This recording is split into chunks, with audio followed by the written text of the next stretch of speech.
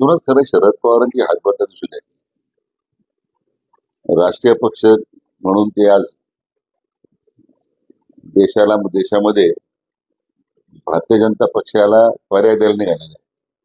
10 उमेदवार घेतो. आता त्यांना हे मला वाटतं लक्षात आलेलं आहे की आता आपला एकही उमेदवार निवडून येणार नाही. त्यामुळे ते हातबल झालेले आहे. त्यापुढे हे वक्तव्य आहे. खरं म्हणजे आम्ही त्यावर प्रतिक्रिया देण्यापेक्षा याच्यावर उद्धव ठाकरेंनीच बोलणं महत्वाचं आहे. म्हणजे कोणते सहकारी शरद पवारचे राहिले आता. जी खरी राष्ट्रवादी ती अजित पवारांच्यावर आता आमच्या सोबत आलेली आहे. आणि त्यांना मुळातच ज्या मुद्द्यावर शरद पवारांनी काँग्रेस पक्ष सोडला 99 साली, विदेशी मुद्दा होता. त्यामुळे आता अशी काय उपरती झाली त्यांना की पुन्हा काँग्रेसवरती हात मिळवले.